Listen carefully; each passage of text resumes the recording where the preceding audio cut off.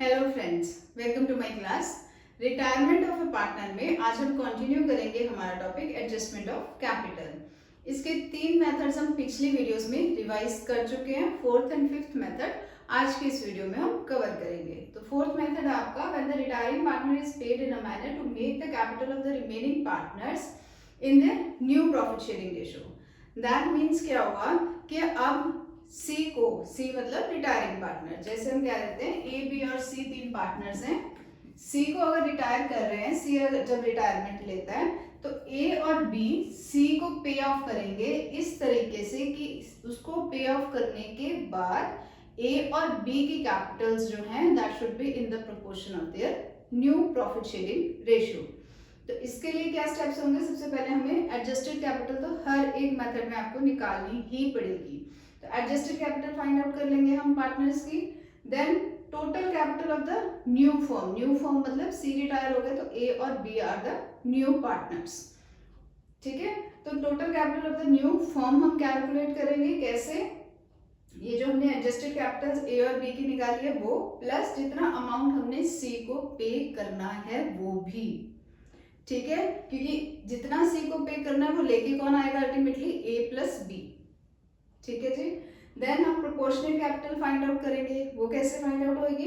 Total capital of the firm, जो यहाँ पे हमने टोटल कैपिटल फाइंड आउट किया है उसे न्यू प्रॉफिट शेयरिंग रेशियो में डिस्ट्रीब्यूट कर देंगे ए और बी के बीच में। ठीक है, अब हमें क्या क्या पता है? एक तो प्रोपोर्शनल कैपिटल का पता है जो हमने डिस्ट्रीब्यूट कर दिया ए और बी में। दूसरा हमें प्रेजेंट या एडजस्टेड कैपिटल का भी पता है, जैसे हमने स्टेप 1 में किया था। ठीक है, वो भी पता है। अब फोर्थ स्टेप में हम क्या करेंगे? फोर्थ स्टेप में इन दोनों को कंपेयर करेंगे।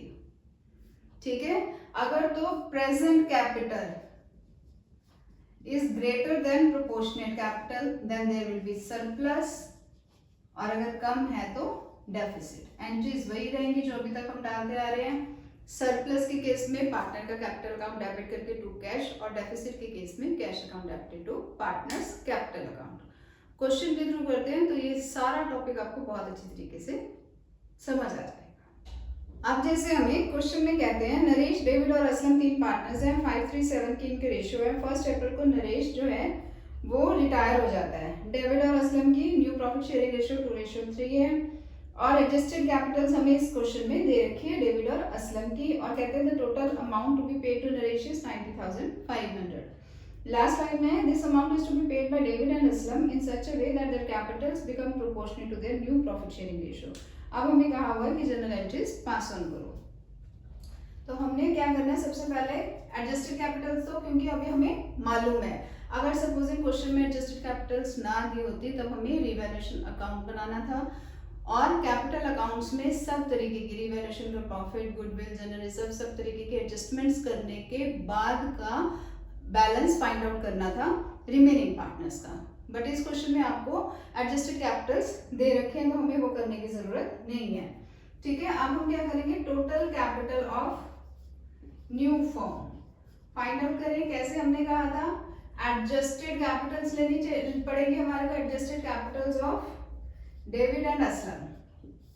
ठीक है, रिमेनिंग यही रह गया, तो इनकी कैपिटल्स हमें दे रखी है, दैट इज 33,000 ये डेविड की है, और असलम की है 70,500।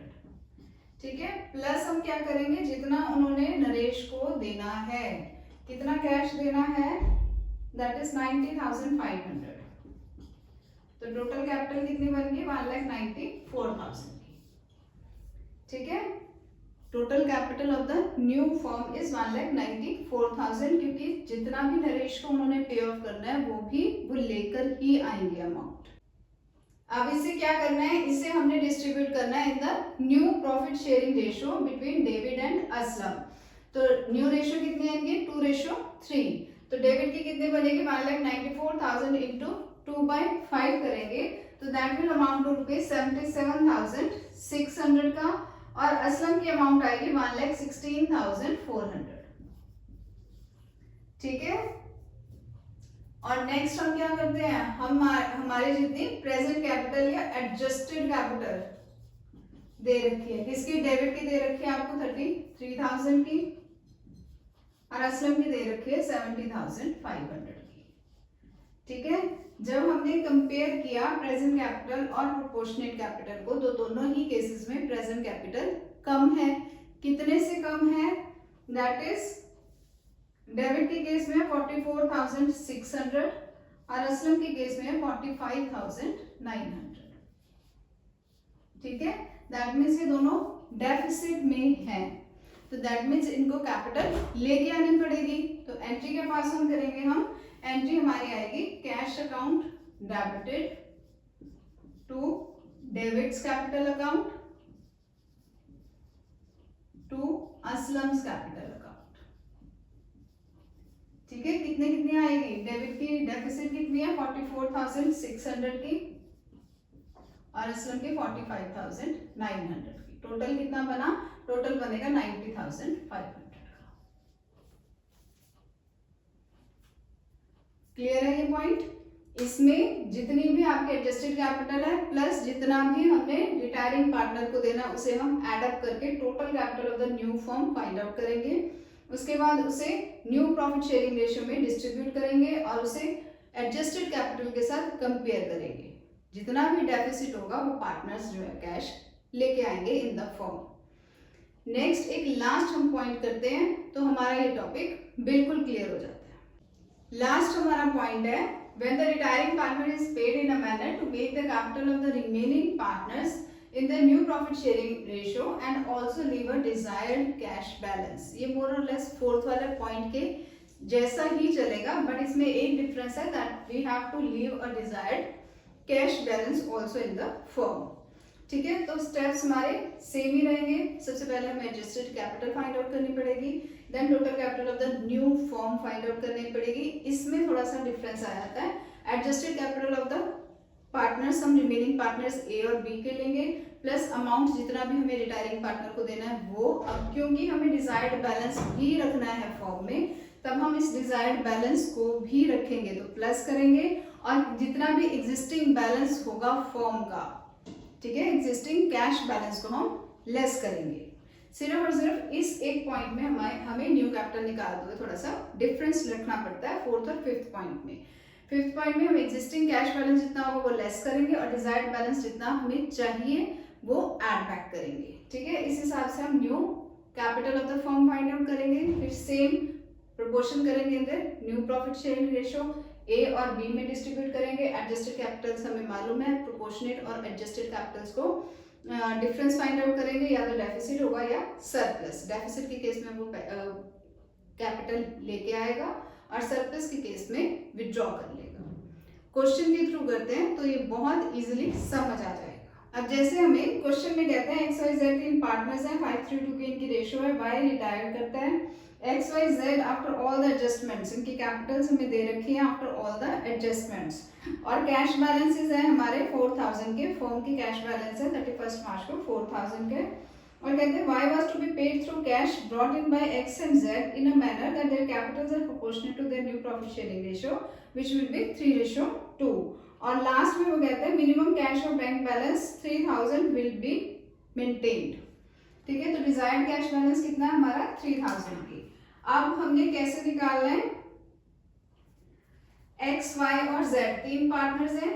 Y जो है वो रिटायर हो रहा है, इनकी 5:3:2 है, और बाद में X और Z की इन्होंने दे रखी है रेशियो 3:2। ठीक है, अब एडजस्टेड कैपिटल्स दे रखी हैं, तो total capital of new firm कैसे निकालेंगे हम? तीनों की हम पहले निकाल लेते हैं कि X और Z की कितनी है कैपिटल्स आपको दे रखी। X की दे रखी है 43,200 और Z की दे रखी है 11,200, और Y को इन्होंने कितना पे ऑफ करना है? That is 36,000। Y को इन्होंने पे करना है 36,600 का।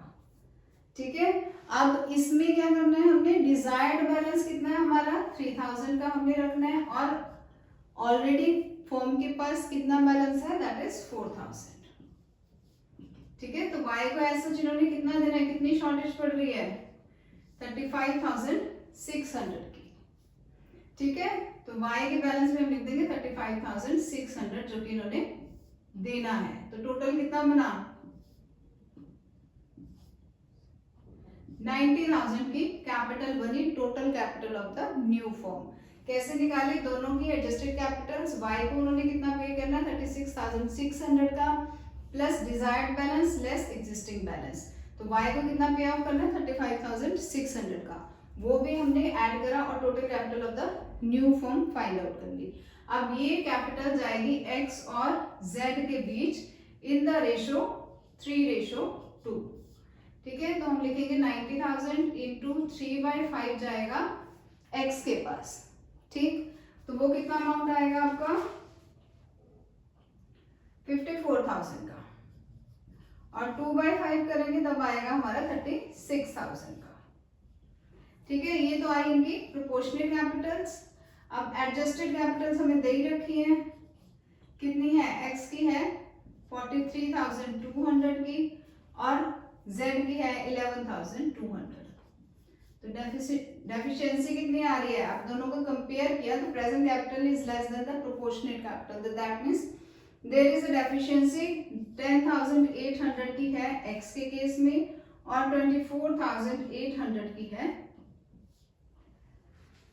y के केस में, सॉरी z के केस में। ठीक है, अब ये दोनों जने क्या करेंगे, इतनी इतनी कैपिटल लेके आएंगे। तो क्या एंट्री डालेंगे हम, कैश अकाउंट डेबिटेड